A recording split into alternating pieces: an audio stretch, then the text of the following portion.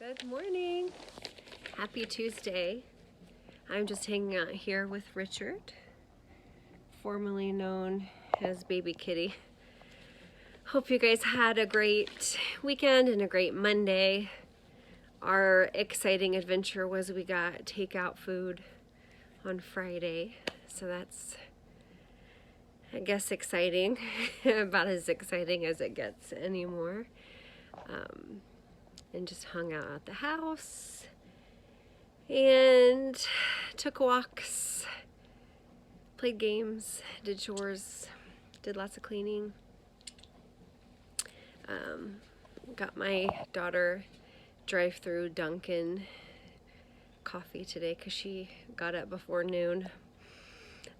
So today for language arts, I have you reading a nonfiction article called What a Dump, and it has to do with the fact that Wednesday is Earth Day, so everything we do for science is going to be about Earth Day and recycling and conserving energy.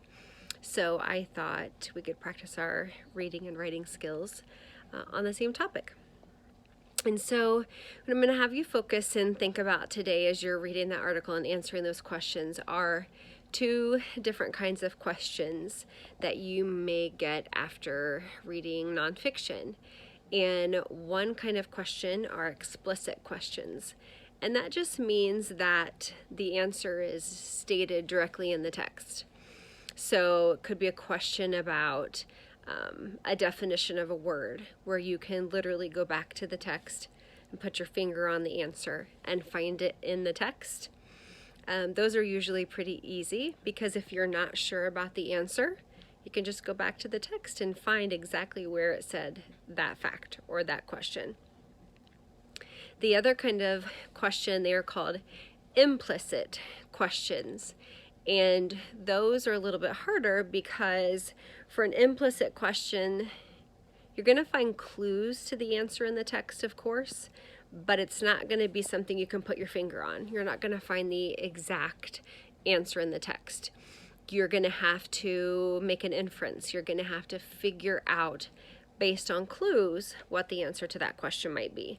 And so in the article that you're going to read today and those questions after, you're going to find some of those kinds of questions, some explicit questions. And since you don't have much else better to do, practice going back to the text, even if you're pretty sure of the answer, just to kind of see what that looks like and to practice that skill of finding the answers to those explicit questions. And then the implicit questions, you're going to find clues. And you can go back to the text and find clues, but you're not actually going to find the answer.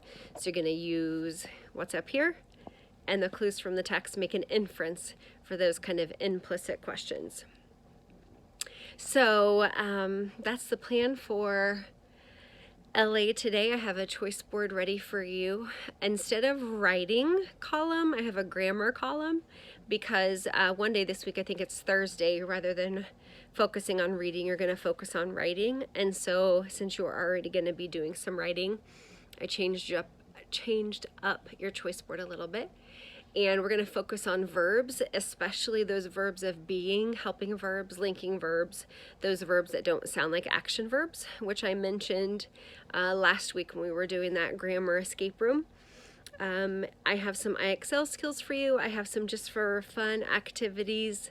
One of my favorite science activities with baking soda and vinegar is an option. If you do that, make sure you take it outside so we don't get in trouble for making a mess. And reading column, of course.